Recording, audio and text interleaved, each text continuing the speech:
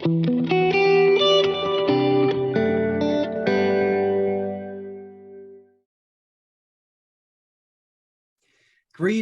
My name is Gerald Maki, and I'm a professor of English at Ivy Tech Community College in Indianapolis, Indiana.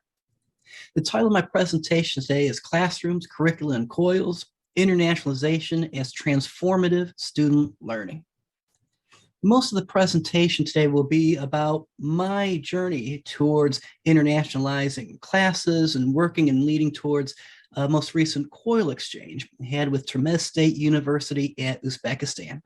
I hope some of the talk and some discussions here proves to be useful or for other educators, or at least to inspire thought of one of the variety of ways of approaching internationalization in the curriculum.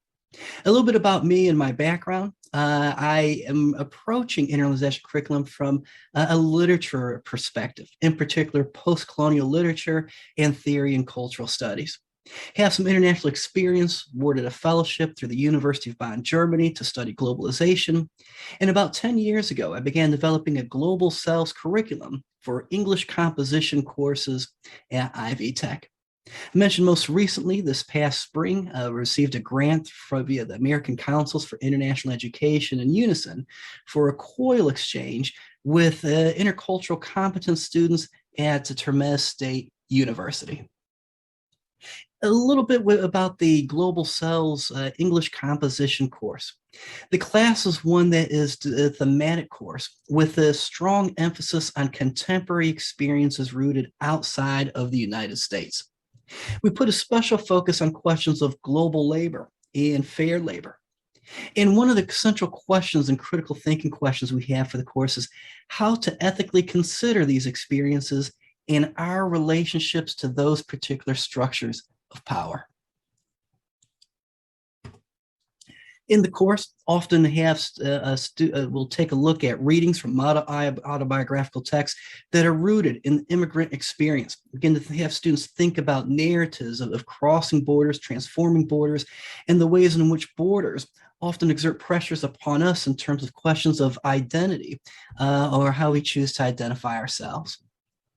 There's a strong emphasis as we asking students to write about themselves and their own lives as a critical autobiography about intersectionality and to think about the variety of often overlapping forces that we're born into and to become more critically aware of the questions that are posed to us by society that can lead us to identify ourselves in a whole variety and cluster of ways.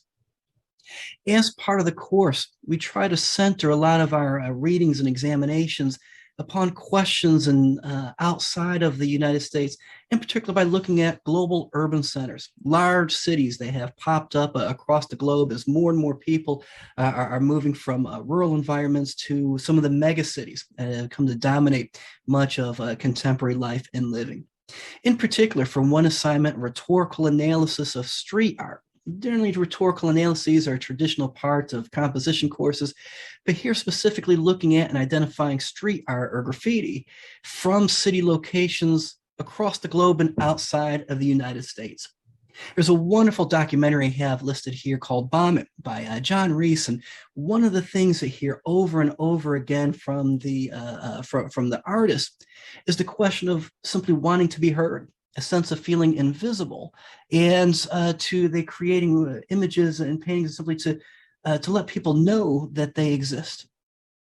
The images found across the globe also provide a wonderful opportunity to consider questions of rhetoric, such as the absence of audience. Here we have images of João in Sao Paulo, Brazil, creating images in the sewers beneath the city for the audience of, many cases, no one but himself.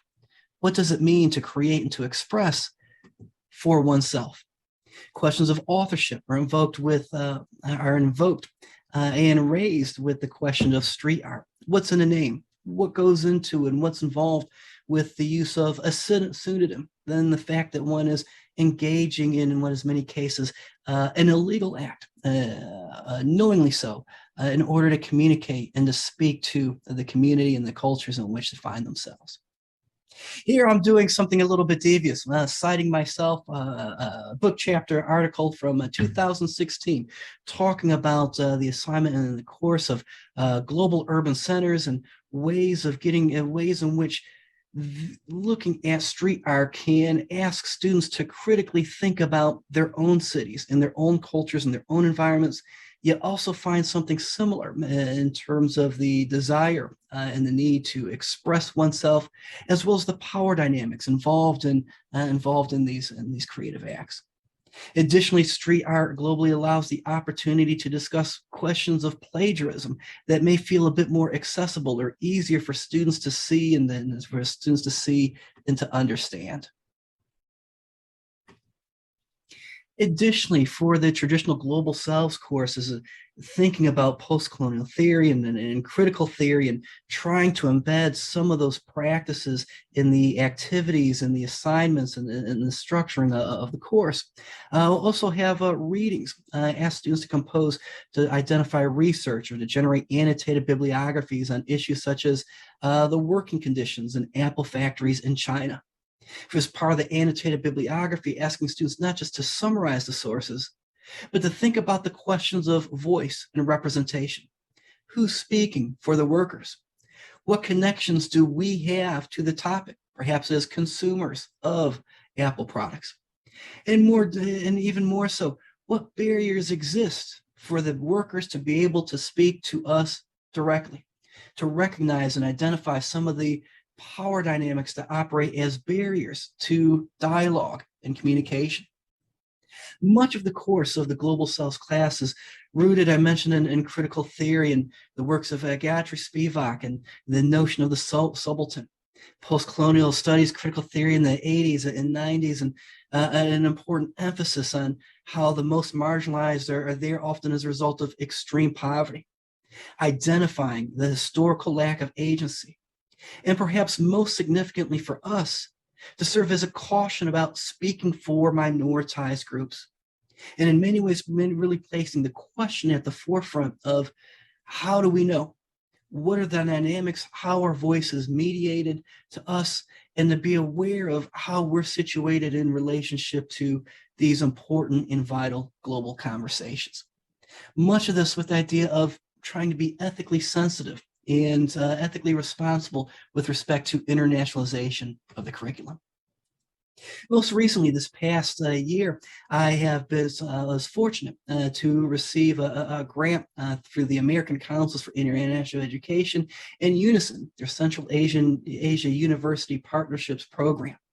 The wonderful program was led by Dr. Andrea Thomas and involved a COIL training program where faculty from Central Asian universities and U.S. colleges and universities worked as a cohort, talking about virtual exchanges, talking about internationalizing the curriculum, and asking us to work together, to collaborate, to develop learning experiences for the students from both locations to work together.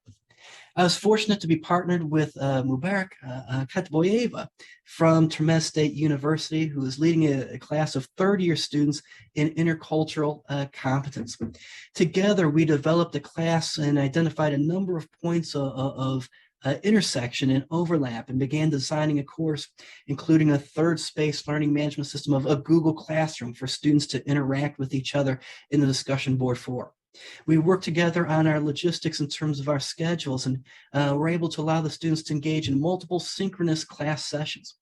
Encourage students to go through some of the select activities, asking students to critically think about questions that they'd like to ask of their international partners, and to consider elements of intercultural communication within the questions that they ask.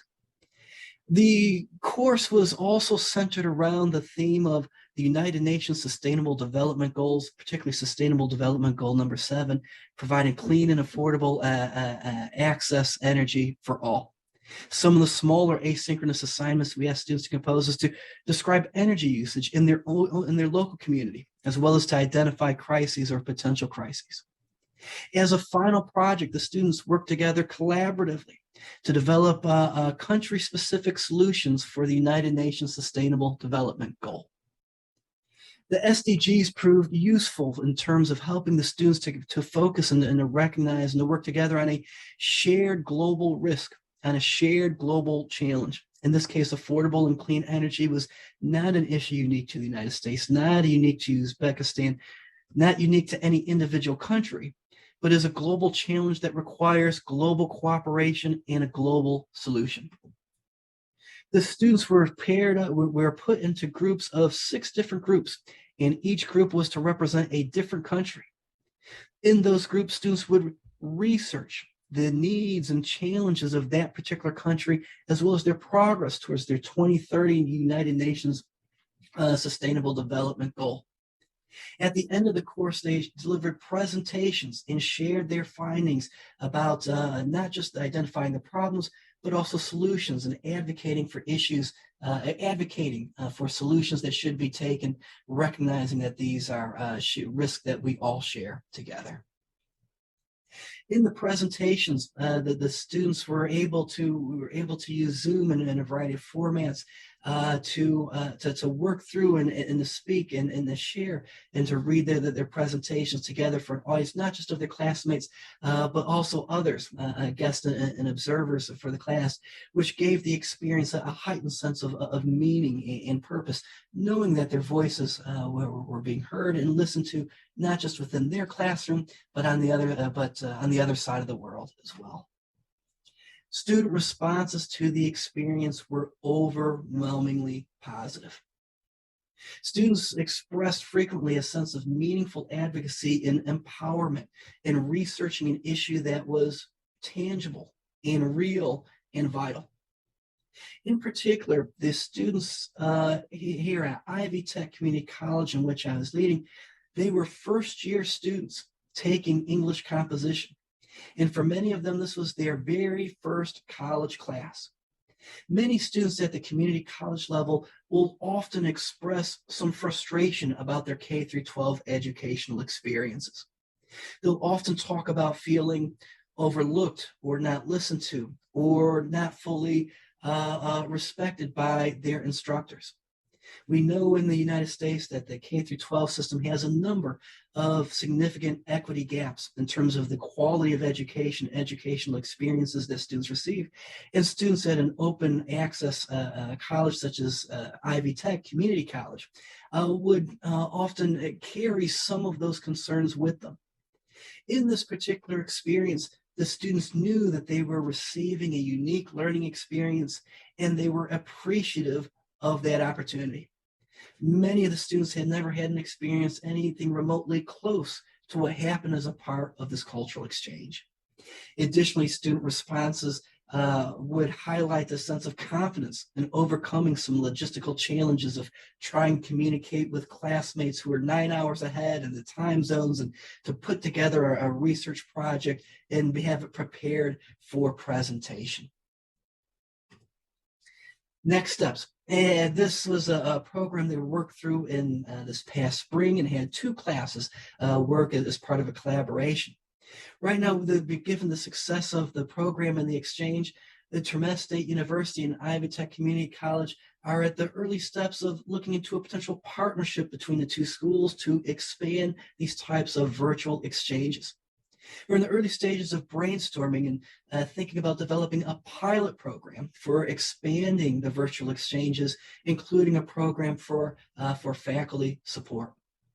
We also believe that these thinking about COILs and virtual exchanges can lead to a continued and expanded internationalization of our curriculum, as well as broadening the discussions about ethically sensitive and responsible internationalization. I will end here with a quote from researchers who have also talking about COIL experiences that they have led for their classes and highlighting the fact that the COIL and the virtual exchanges provide an opportunity that is not just singular, but we're hearing a great deal of voices, particularly from the students, about the power of COIL and virtual exchanges. Here, you as college students developed cross-cultural communication and critical thinking skills and increased awareness, mindfulness of global and cultural dynamics, higher levels of perceived proficiency in global collaboration, and experienced transformative learning as a result of participating in the virtual exchange project. Thank you, everyone, for your time. I look forward to the conference and learning from you and from everyone as well. Take care.